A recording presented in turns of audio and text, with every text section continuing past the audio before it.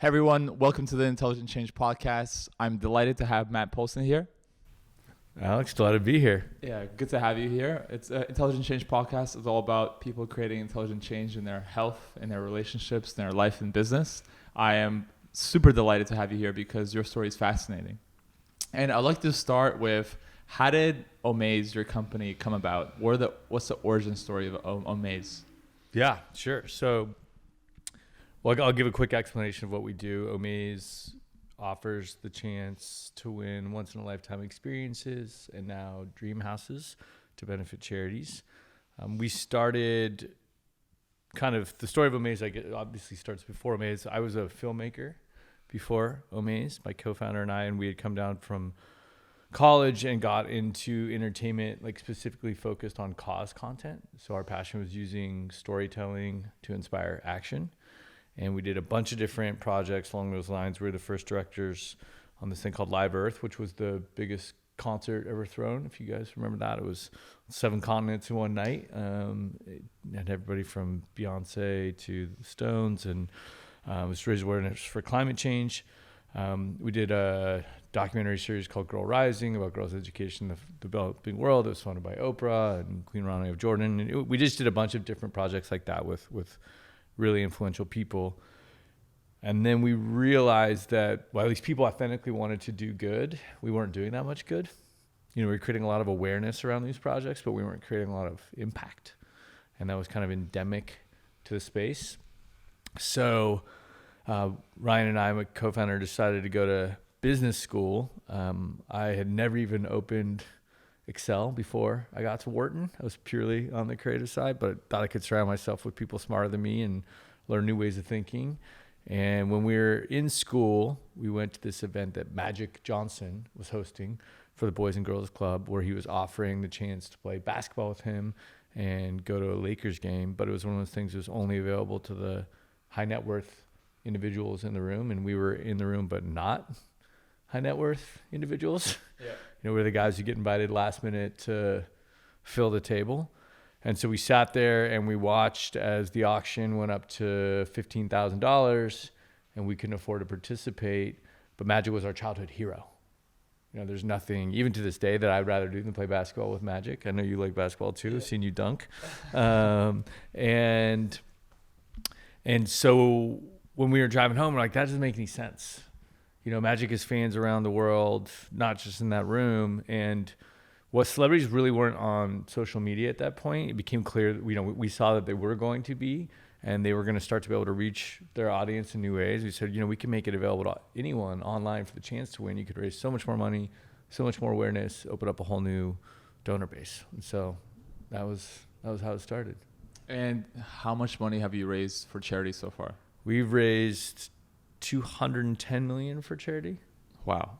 And one of your goals is to raise over $1 billion? $1 billion in a year. Yes. We one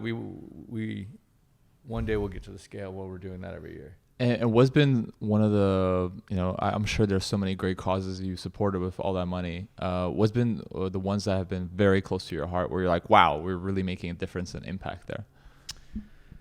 Yeah, I feel very honored that we've been able to help a bunch of different people. I'm really passionate about arts education. I believe that arts not only helps those who go into creative spaces, but helps everybody be more empathetic. And we've helped build schools, music auditoriums in Detroit. We helped fund, arts programs in perpetuity for communities in Los Angeles that didn't have it. We built my uncle died on the street homeless, and so I feel a lot of empathy for that population. We built a community center in downtown LA, a $1 million center with people assisting the homeless.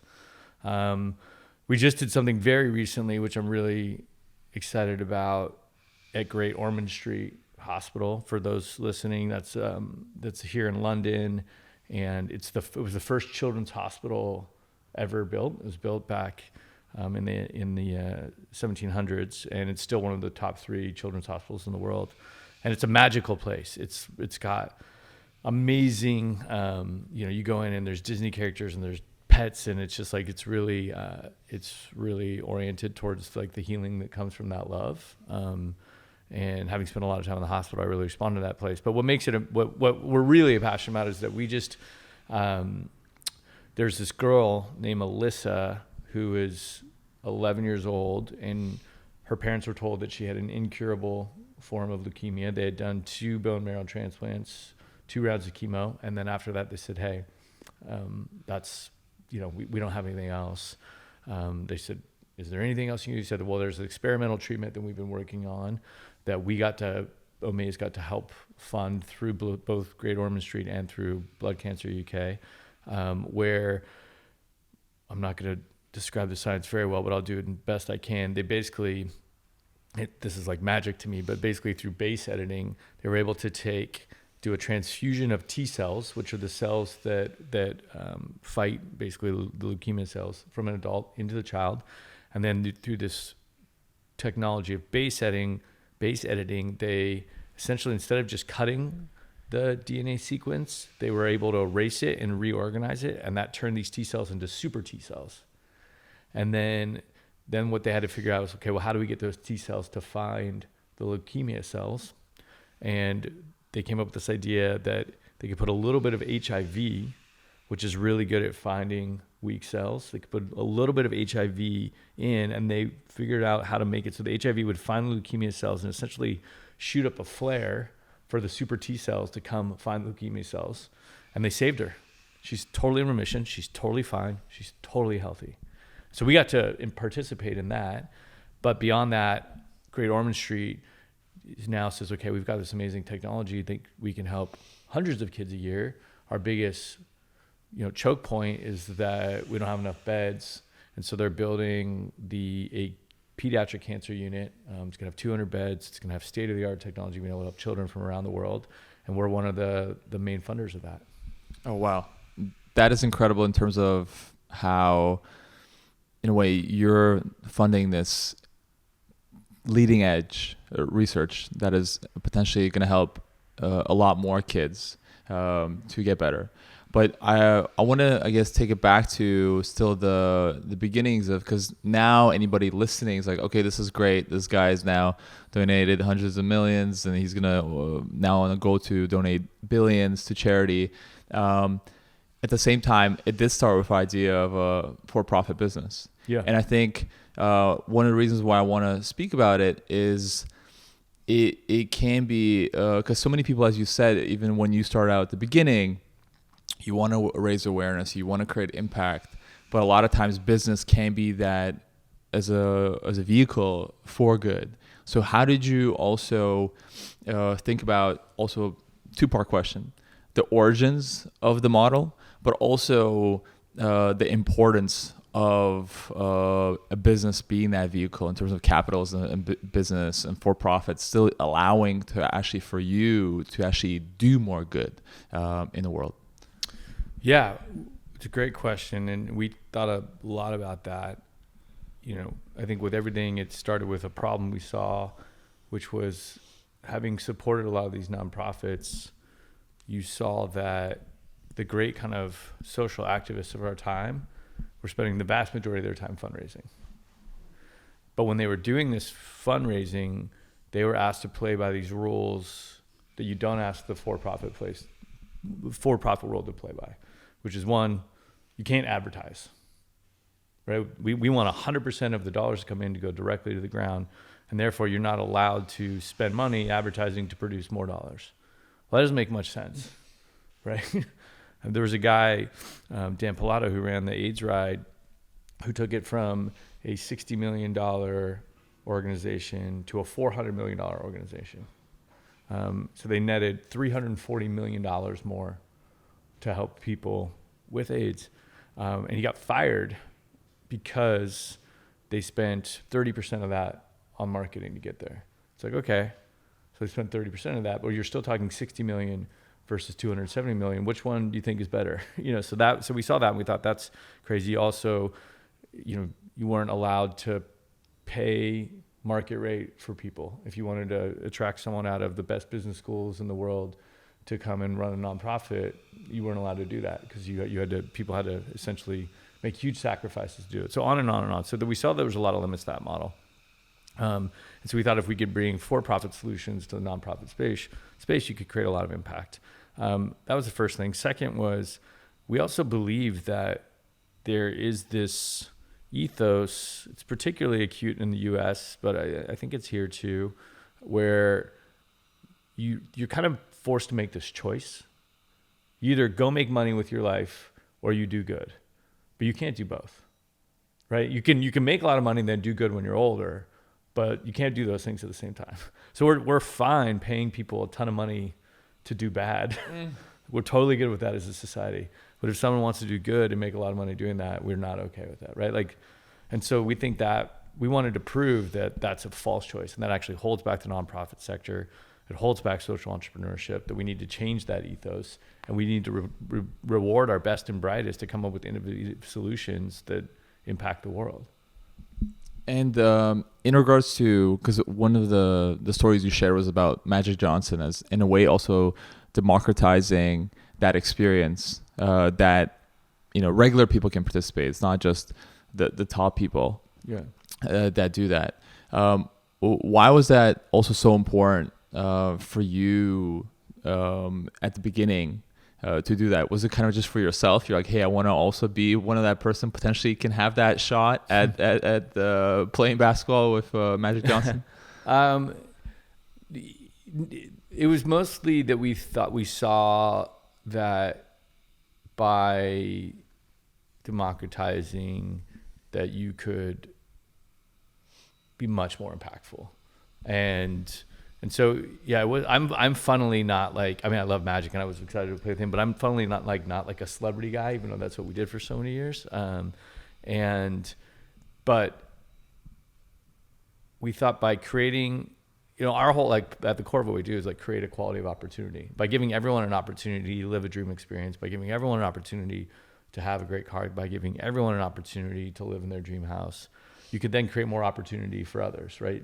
By giving money to nonprofits that create resources and opportunity for people. So that was really what drove us. And we just thought by democratizing it, using the power of the internet, scaling it around the world, you could do so much more. Being your friend, I know a big theme of yours is optimism. So was optimism and being optimistic one of the reasons why what has allowed you to be where you are now, in regards to also obviously the company's financial success and your personal success, and also ability to share that? But how has optimism in your life played a role? I really do believe that optimism is a superpower. And I believe that more than I did when I started this company. And when I say it's a superpower, the first thing I'll say is that I actually misunderstood what optimism was for a long time. I thought it was like a mindset. Like, you're either a pessimist or you're an optimist. You either think like things are going to go bad or things are going to go good. But I actually realize now that it's a skill set, that you actually have to train your capacity for optimism. And then it's best forged in adversity, just like a warrior trains herself in combat, right? And so what I also recognize is that optimism gets confused for a lot of things. It gets confused for I can never say that word, naivete. Is that right? Correct. Naivete. Yes. It gets confused for foolishness. It gets confused for pure manifesting. And what I mean by that is there's a lot of people that just think, oh, it's going to work out. I'm going to manifest this thing. I'm going to make it happen. There's so much more to it than that. Like, real optimism is about envisioning, being very, very clear on what you want, but then being also very clear on what are the obstacles that are in the way to what you want, and not falling prey to some of the other traps that others identify when they identify the obstacles. They say, well, that can't be overcome. You know, that's impossible. And they recognize the difference between impossible and just never having been done before. Right. And so if you open your mindset to, okay, just because it hasn't been done before doesn't mean it can't be done. Right. Then that starts the optimism. And then you say, okay, I got to overcome this and this and this. What we had done had never been done before. Right. When we first went and met with VCs, they're like, you're never going to raise money by being in the nonprofit space as a for-profit company. That just won't happen. Even 10 years ago, that was actually kind of a crazier thing. And so, but we believed it, we felt it, like we could see what this world was, and we were very clear about all the challenges that we would have to overcome. And then on so many different moments where we were almost out of business, so many times we were about to fail, so many times we were almost out of cash, so many times we lost our best talent, we had so many near-death experiences as a company. It was optimism that like, okay, we can get through this if these things happen that got us through. And can you share a story where optimism allowed you to get through a very challenging situation? Yeah. There's so many of them. I think one good one is with, it happened with Bryan Cranston, from Breaking Bad. So early in Omaze, things were not going well. The experiences were not performing, and we had about 2 months of cash left, and we had yet to prove that we can make the model work. And then this other company came along, and they did a campaign with Samuel L. Jackson, and it raised $180,000. And the most that we'd raised at that time was $18,000. And so we thought like they might as well raise $1 billion. We could not wrap our head around how they did that. Like literally, like none of our assumptions made sense. And so we said, okay, Brian's going to be our Samuel L. Jackson. He's going to be the one that proves it for us. Like Breaking Bad's a huge show. And then that'll be the case study that enables us to raise a little bit more money. And then as we were getting prepped to do it, we got a call from this woman who's a friend of mine who ran all of Brian's philanthropy. And she said, look, I'm really sorry, but Brian has decided to go with this other company instead, because of what they just did. And he was our only chance. Like he's the only, like we did not have another option. And I was like, no, he can't. Like we've done so much to prep for this and everything. She's like, I'm sorry. And I was like, well, I need to talk to him. Like I need to talk to him. Like, please, like I need to talk to him this weekend and try to change his mind. She's like he's not available. And I was like, come on, like just tell me like what is his plans this weekend? And she told me that he was going to be at this charity event. And so me and my co-founder went and snuck into this event. And we walked up to him and we said, hey, Brian, sorry to bother you, but we're the Omaze guys. And he kind of looked at us like, what are you doing here? And I was like, look, I heard that we got the news that you're going to go with this other company, and that's really hard for us. And I just want to, see if you reconsider. And he's like, look, it's nothing personal, guys, but they've just raised a lot more for charity, and they promised me they'd raise 200,000. And I said, well, we'll raise 250,000. And he said, what's the most you've ever raised? I said, 18,000. You were honest. I was honest, but I was optimistic because I believe like that show was so big, and like we felt it. And he said, well, how are you going to do that? And I was like, look, do you remember early in your career when you believed that you had this inside you, but no one else was giving you the chance? And then you saw your opportunity and you did everything in your power to make it happen. Like you literally took in your whole body. I said, that's where we are with you. We know that this can be the thing that will make this work. We know when that happens, so much other good, like we can feel it. We don't know how we know, but we know.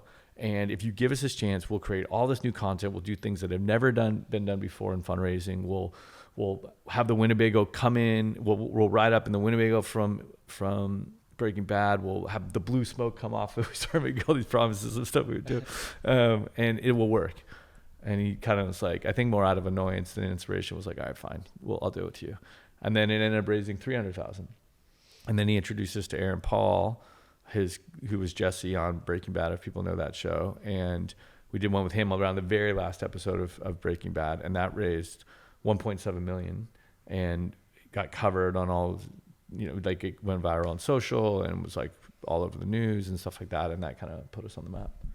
With the optimism, as you said, you still have to follow through and actually, so once he said yes, You still had to get to work to make that all happen. Yeah. So what was that also? Because I think so many people, as you said, they're like, okay, I'll manifest. And even when life gives you that special opportunity Yeah. to, okay, this is your chance. This is your, Eminem, one moment. Yeah. But what did you then do to actually be able to deliver that experience? I mean, we worked 18 hours at least a day for the next, 6 weeks. And I mean, really for the next 6 years, but we found a Winnebago on Craigslist that looked just like the Winnebago from the show. If people don't know Breaking Bad, like these two guys cook meth in a Winnebago. But it was like iconic at the time. It was the number one show in the world at that time. We found one on Craigslist. We hired a pyrotechnics guy to literally have blue smoke come out of the top, which has happened on the show when they're cooking the meth as we pulled into the premiere. We did not get permitted for that. So I don't know if that's good thing to do, but we did it. And then it caught on the news and everything, but we created all this new content. We just we put it all out there. And we knew we had that in us. We knew we had the storytelling, the ability to kind of drive viral moments. And we just worked around the clock to make it happen. And we were also emboldened, Brian was very excited to do whatever. Sony Studios, Netflix, all the others that were involved with this were cautious, and we didn't allow their cautiousness to temper this, because we knew our whole company depended on whether we would do this. So they didn't want us to do the blue smoke. They didn't want us to drive up in the Winnebago. They didn't want us to do any of those things, and we did them all anyway. Yeah, and I think one of the other things that I've learned from you with optimism is also how optimism can take you to places that you haven't been before, you haven't thought about. That in a way that life has a special way of evolving and transforming once you fully go in and you have that, as you were talking to, let's say, Brian before, hey, we're going to do whatever it takes. But then that action leads to the whole different action that you've never thought would have happened. One of the stories that I've heard you share is that how you got Bono involved. So I'd love to, and then how it led to the Pope. So I would love for you to share that story, because I really believe it illustrates just the power of how something that you've done has created these ripple effects of positive action in the world. Yeah, absolutely. I mean, one other thing before I answer that I'll say on optimism is that a lot of times, when I've heard people who are, in a position where people look upon them as having had success, they sound so bold and so courageous and so whatever. It's I want to be super clear that so many times I was crippled with fear. And so just because if you feel that fear and you don't always feel courageous and you don't always feel optimistic, that doesn't mean you can't still have these things happen. You just have to continue to work through it. And I think that's an important thing.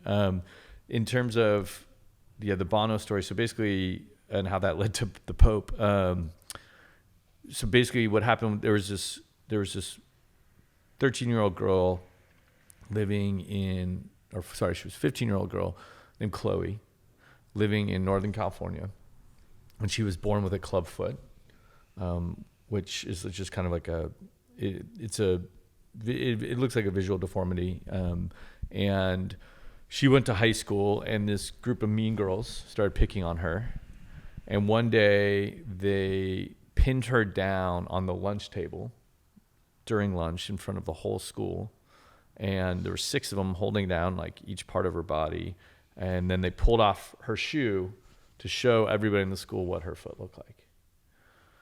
And obviously Chloe was traumatized by that. She came home, she locked herself in her room, and her dad, whose name is Dane, didn't know what to do. He was really worried about his daughter. And he was a huge U2 fan. And so he decided to share U2 with Chloe in the event that it had the impact on her than it had on him. And it did. She really latched onto this song called Invisible, which is a very anthemic song. It essentially says you can't see me, but I'm here. And she started listening to it every single day on the way to school. At the same time, her dad entered into an Omaze where you got to meet Bono backstage to benefit his charity Red, and he won.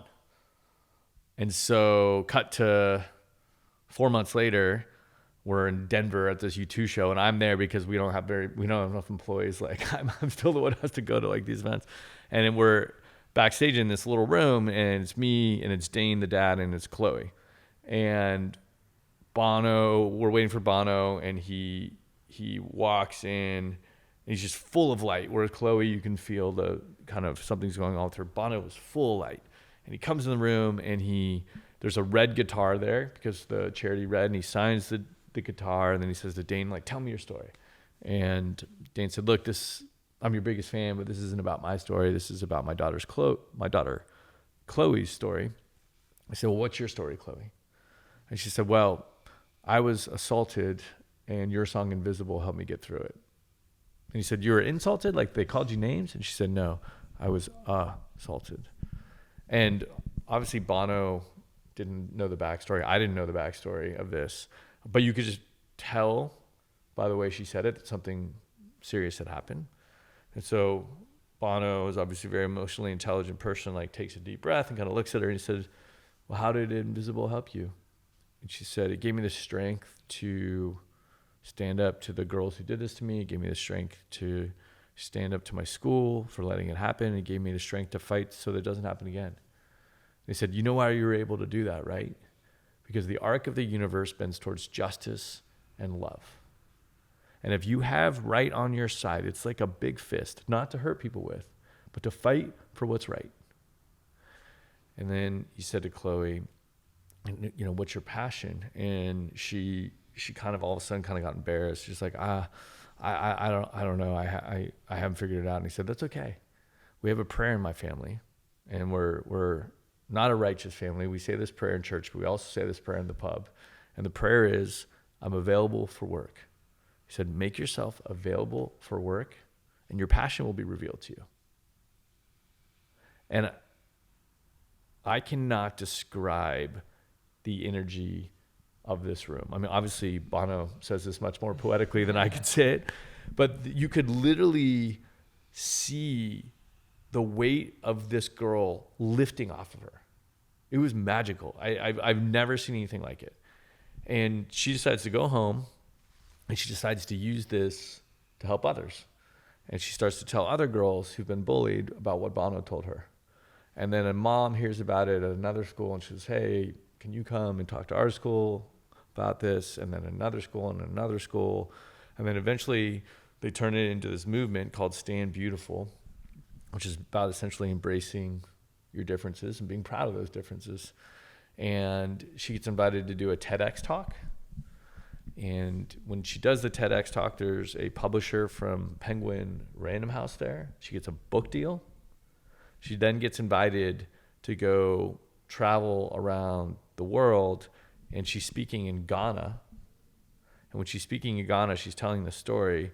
This guy named Cardinal Turkson, who is one of the highest ranking cardinals, who's from Ghana, comes up to her afterwards and says, hey, what's this Omaze company? And she explains it, and he's like, can you connect me with them? And so I get an introduction to Cardinal Turkson, who is like the right hand for Pope Francis, and says, hey, do you want to come meet Pope Francis and pitch him on why you should do Omaze? So I was like, sure. So then that's a whole nother story, but I go out and I do that, and we ended up doing a partnership with Pope Francis, where you got to win a Lamborghini where he handed you the keys. It was crazy. And so, yeah, that's what happened. But the last part of the story that I'll say, which is almost like unbelievable, is when we were walking out of the room that day, Dane, the dad, turned to Bono and said, you know, hey, when's the last time you played this red guitar? And Bono's like, oh man, I don't remember, but we have a person whose job it is to document that. You know, I'll make sure that like you get his email and you can find it out. So Dane gets his email. He emails this guy. His name's Gary. And then like 6 weeks later, I get a call from Dane. He's like, I got to tell you something. And so I get on. I was like, what is it? He's like, you know how I asked Bono what the where the last time you played the red guitar was? I was like, yeah.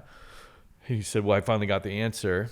And he said, Gary wrote me, he said the last time that Bono played this red guitar was in Dublin in the studio when he was writing the song Invisible. Incredible. Yeah, Dane told me that. I was like, come on, man.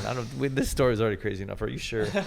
But yeah, that's supposedly the truth. But at the same time, just communicates, still you kicking off your own journey has allowed for that whole journey to happen. It's still, I think we as humans have this ability to set off ripples. And part of you creating this, has allowed that happen and to empower this girl to create this amazing organization. I know one of the things that you're also really passionate about, as we can see, is storytelling. And it's something that is ingrained in your company. And I'm really curious what you can share of how we as individuals can use the power of storytelling in our lives, potentially, and also in our businesses. Yeah, I think storytelling is maybe the most powerful skill a business person can have, and will become increasingly important just with all the trends in the world. I think the first thing to say about storytelling is just like, I heard this great metaphor from this guy named Donald Miller, who wrote a book that I highly recommend called Building a Story Brand. It's required reading at Omaze. But he said, words are to stories as noise is to music. And when you think about music, music is just a collection of noises, right? So if you hear noises on their own with no context or no structure, they can actually be incredibly disturbing. Like if you hear a rubbish truck in the morning as you're trying to sleep, it's like literally about like as stress-inducing a thing that you can encounter. But if you range noises in the right way with a rhythm and a purpose and a structure, it turns into music, and music can create these moments of connection, these moments of emotion, these like incredible memories. And words or stories are the same thing. Like so often, like companies, just put a bunch of words out there, like their website is riddled with these buzzwords, like people try to explain initiatives and like without any structure or without any story. Like humans understand the world through stories. Like our mind is constantly creating stories for how things are going to go in order to feel comfortable. So if your business doesn't create that story for people, you're going to really struggle. So I think storytelling, as an entrepreneur, it's incredibly important in terms of setting a vision. It's incredibly important in terms of rallying a team. It's incredibly important in creating a product roadmap. It's probably the most important thing you can do in fundraising. And so I just think it has all these, in terms of reaching customers, it just has all these wide-ranging impacts. So I think it's like something like it's really important to study. And there's a science behind storytelling. Like there's a real, especially in, there's a mathematics in songwriting, there's a mathematics in filmmaking, there's certain like indelible principles that everybody can learn. And by learning those structures, it can have a massive impact on your business. On this topic of storytelling, you live a pretty epic life. Do you sometimes think of, hey, I am writing my life story, and you choose to throw yourself in these experiences or create experiences, whether it be with friends or people, to look back and be like, wow, I lived a great story, or have stories to tell? I don't, not consciously. Like I've never, I try to embrace like a sense of adventure, and I try to, say yes, like you do very well, like, to any opportunity that comes my way. And I think it's more about like learning and growing, and maybe when I was younger, it was about maybe just like quieting my own mind, and like stopping the stories in my own head, that I used to really struggle with. I've heard people say like, write your own book and make sure every chapter is like those kind of things of like, and I think that's probably a fine mental model. I think sometimes people fall prey to doing things for the story than for the experience.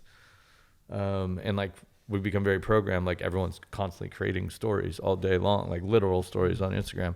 And so in some ways they're more focused on the Instagram story than the actual experience. And that's not all bad. Like you get to communicate with people, but you got to find that balance. So I don't really think about it that way. But I do like orient towards like a sense of adventure and like something that I think I'll learn and grow from and stretch me. Yeah. No, I think it's a really important point. As you said, you can get carried away in trying to create this epic story as people are doing on Instagram, things like that, versus actually living in, be present with it. And for sure, one of the most epic stories of your life is dying. And so would you be able to tell us the story of how you died and came back? Yeah. Do you want like the 2-minute version or the 5-minute version? The 5-minute version is great. Okay. So basically what happened was when I was born, my stomach was twisted in a knot and I was supposed to die when I was born. And then my mom, persuaded the doctors to do this very kind of one-of-a-kind surgery. They saved me. But then the scar tissue from that surgery broke off all these years later. This happened 5 years ago and created a bowel obstruction. And I didn't know that at the time. All I knew is that my stomach, which had kind of always hurt in my life because of like my childhood surgery, but my stomach was like getting bigger each day. Like first day I was 2 months pregnant, then I looked like I was 5 months pregnant, then 7. Then I was like, I look like I am ready to deliver. And so I called my buddy who was a doctor and said, hey man, I'm throwing a party tonight. I'm really excited. There's this girl coming that I really want to spend time with, but I look like I'm 9 months pregnant. Like, do I need to go to the hospital? And he asked me a couple more questions and he's like, yeah, you need to go to the hospital. So I went to the hospital, got there. They did all these tests. They couldn't figure out what was going on.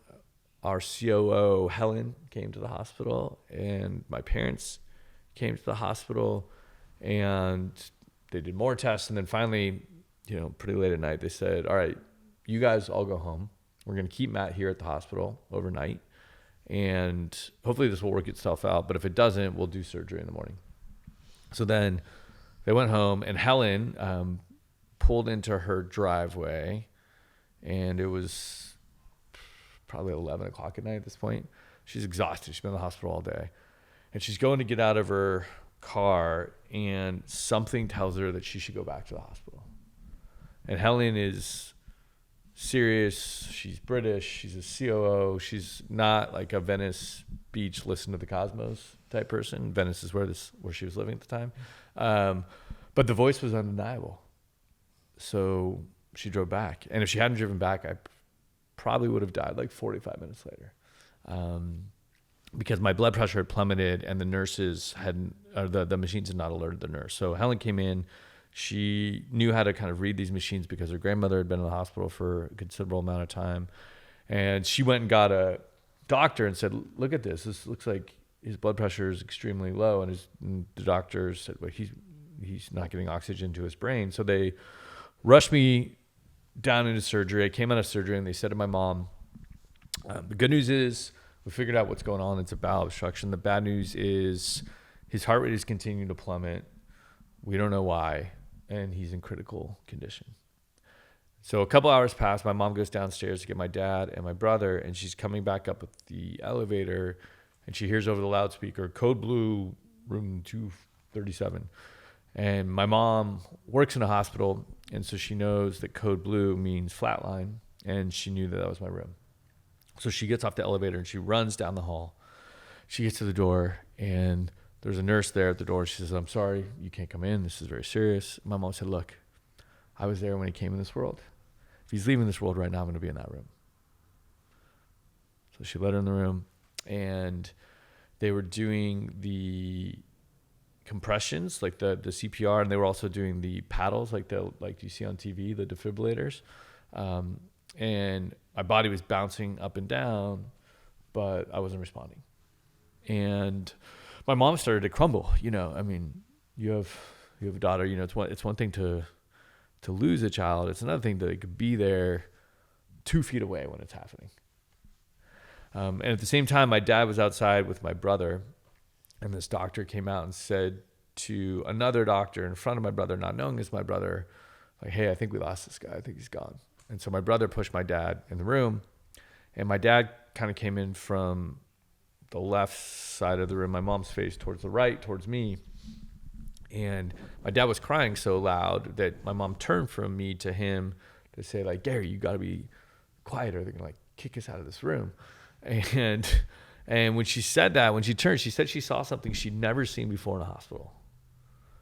She said every nurse and every staff member and every doctor in the ICU had gravitated outside the window. And there was like 40 of them. And they looked like the silent church choir just like sending in this positive energy. And she was so moved by these people who were sending love to someone they didn't even know.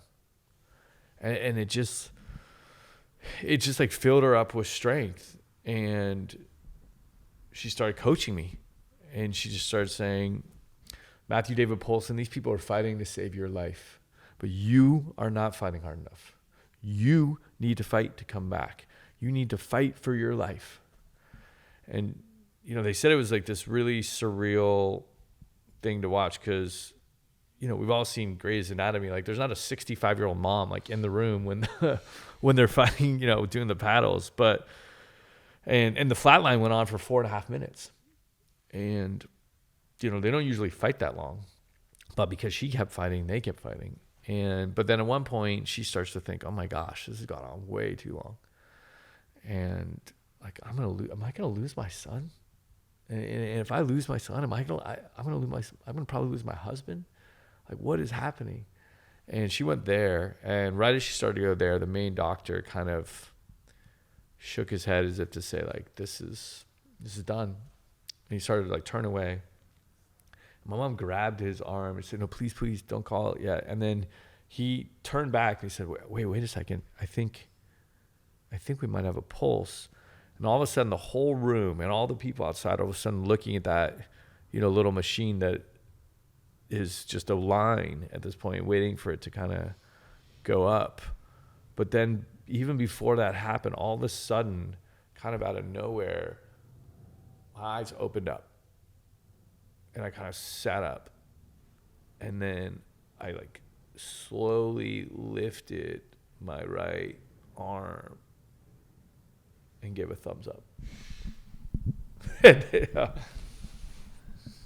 And very, very Matt-like with the thumbs up. Yeah. I think what a lot of people listening or watching are thinking is, because a lot of us are afraid of death. And dying. And I believe a lot of people are already dead, but they don't know yet. They're not living their life. Wow. Kind of even to the fullest. Before we go there, first. That's a big thought. Did you have any kind of memory of in that state of potentially, you know, leaving your body, this near-death experience? What do you recall? Because I'm sure a lot of us who are afraid are thinking like, did you see the light? Yeah, what's over there? I did have an experience like that. And it's funny, every time I like try to answer this question, I always feel like, gosh, I'm not very good at explaining this, but I'll do my best. My experience was not like, was not the walk down the tunnel toward the light that I feel like got shared on TV a lot. It was and it was also not like the heaven, the rolling waters in the field. Like it wasn't that either. But best way I can describe it, it was like if you're watching like a submarine movie or like a scuba diving, if you've done that, and you're looking and you're really deep underwater and you're looking up at the surface of the ocean and you can see a little bit of light coming through. It was like that. And the light seemed both impossibly far away, but also reachable at the same time. And the water felt like this kind of cosmic energy water where, they say in a lot of traditions, at some point your ego just dissolves, right? And you become one with everything. There's no time. And it was like that. You felt both like a drop in the ocean and the entire ocean.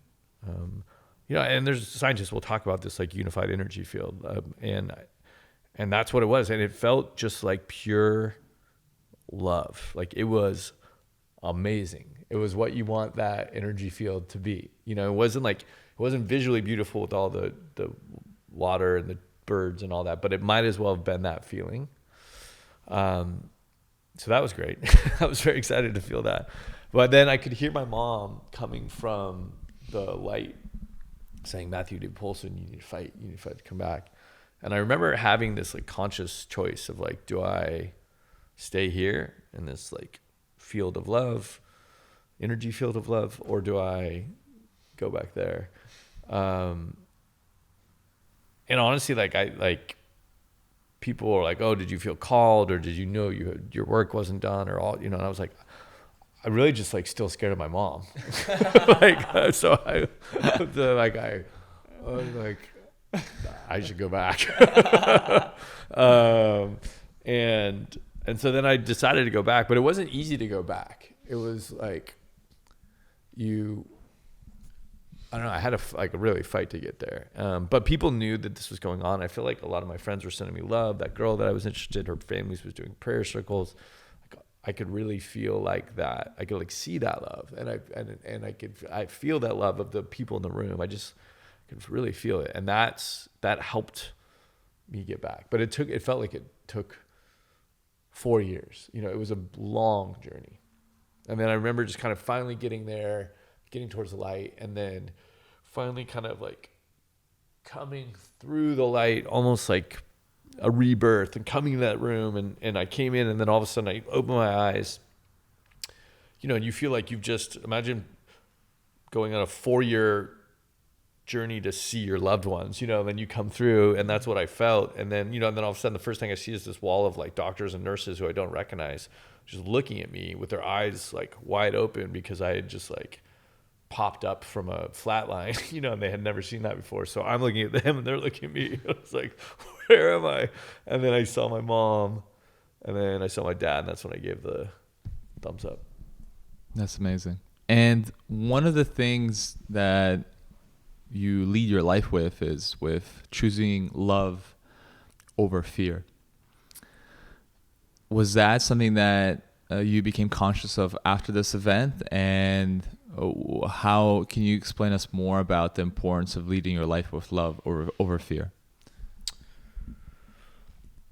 Yeah, I mean, someone said to me that basically every choice in life just boils down to choosing love versus fear. And the opposite of love is not hate. The opposite of love is fear. I mean, I tried to do that before this event. But I lived with a lot of fear. And it's something I've constantly worked on. Like, I think you have like a near-death experience, and people kind of had this expectation that all of a sudden you're like enlightened and you have all this knowledge that you didn't have like the day before. And that did not happen to me. And I don't think you need to have a near-death experience to have all the lessons that I've had. It was just a reason to be more curious. It was a reason to start thinking things. It comes back to storytelling. Like it was it becomes a point in your story that like, oh, then I started to learn new things. But anybody listening could make that decision about their story right now. They're like, I heard someone on a podcast that made me have this. I met this great person at a pub, and maybe like, you can start having those lessons at any point. You don't need this to happen.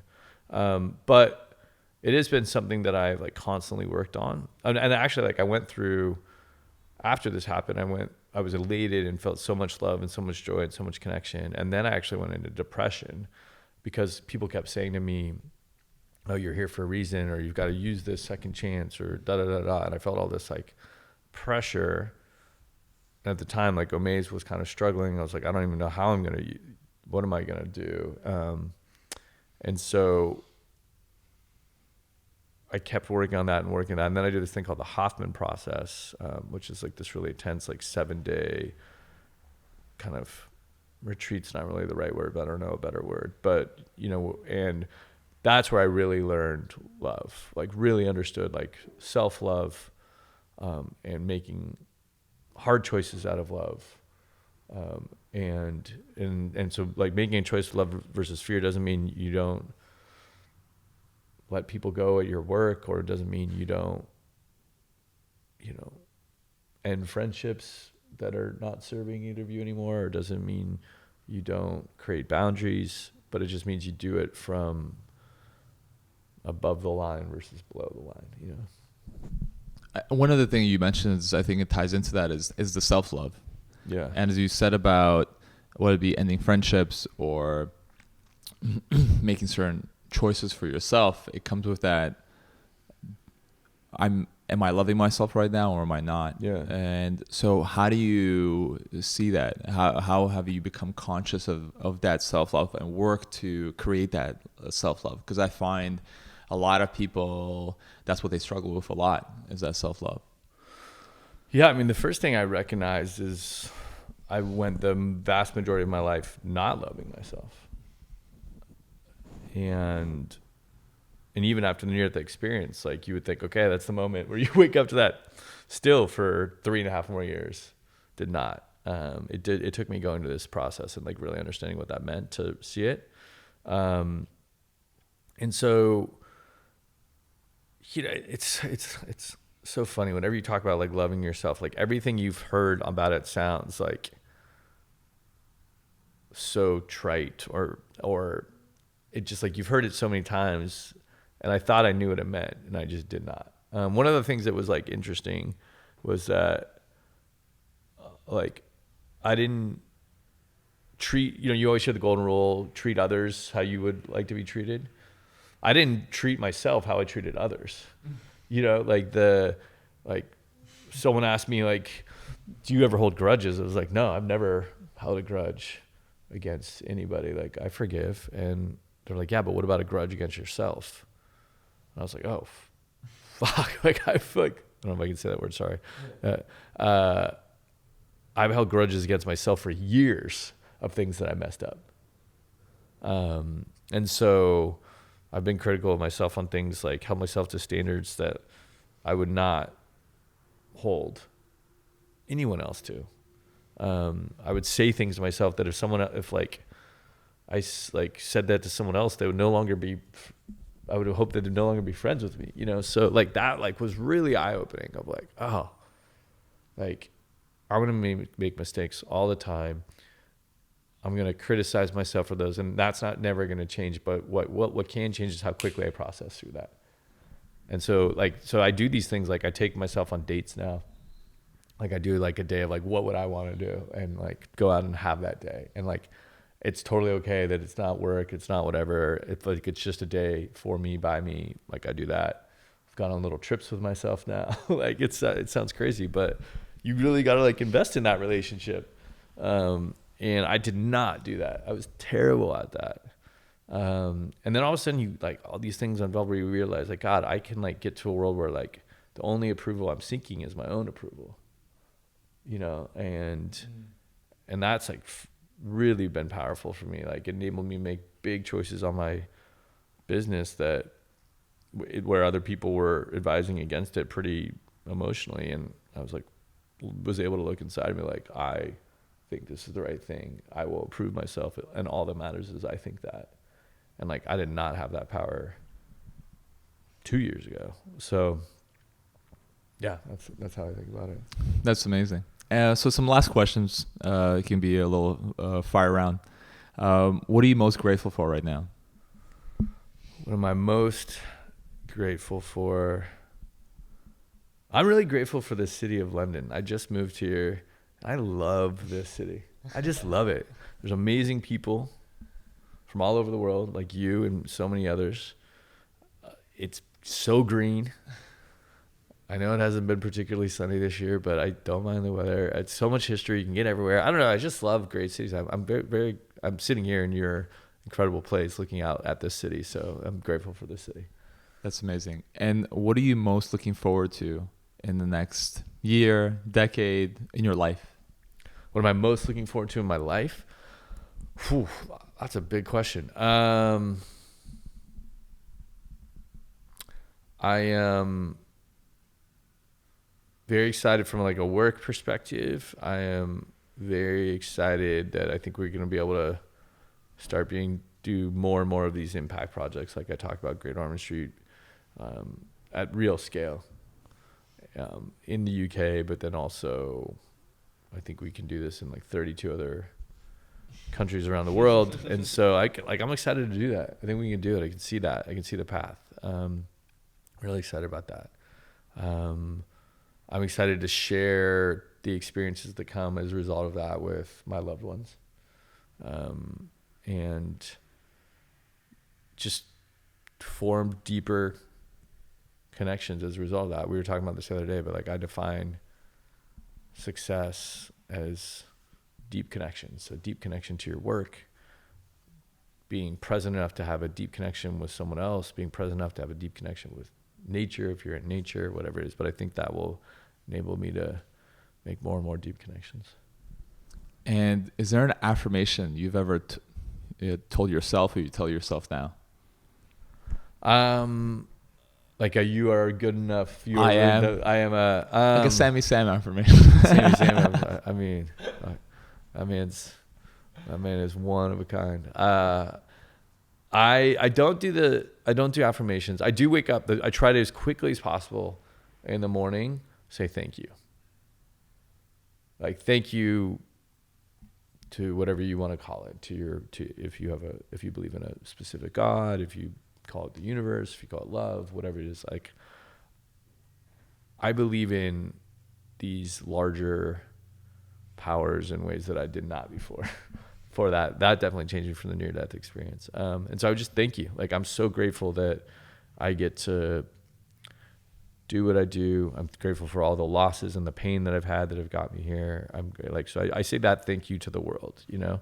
And then I say thank you to myself. Like when I do certain things for people, I'm like, thank you for being the person that would want to do that. So I just try to say that like as quickly as possible when I wake up. That's a great habit. And what's been the biggest highlight of your life thus far? The biggest highlight of my life? Wow. I think the aftermath of the near-death experience where I was in the hospital for like another 10 days and all these people that I love deeply like came, and each day that people came I felt better. And then the doctor told me that's a real thing. Like that love actually heals you. Like as a doctor, I'm telling you that. And I was like, wow. Like I could feel it. And like, I'm here because of the love of these people, because of the love I gave them, they've come give it back to me. This doctor's telling me like scientifically or medically that is actually healing me. Like that realization. And then I could be so happy, you know, in a hospital bed, which would have seemed like the worst place to be. And know that also like it was this extraordinary acts of love encouraged by my family, my mom, my sister, my brother, my dad, these nurses. They were also the products of all the challenges that they'd had in their life to come together. Like that, that was probably the highlight of my life. That's amazing. And last question, what's been one of the biggest lessons you've learned in your life? I would say everything you want is on the other side of fear. And that it's okay to feel that fear. If you are scared, you are not alone. Like I am living proof of that. Been so much fear for so long. And be a best friend to yourself. like really invest in doing that and learning what that means. I think those are the two biggest lessons I've learned. Amazing. Matt, well, I just want to end this with just the gratitude for you being here and for being an amazing human and sharing your gifts with the world and doing your part to making it a better place. So I'm very grateful, and thank you so much for being here. I'm grateful for you, Alex. Thank you. And thank you to everyone who listened. Thank you.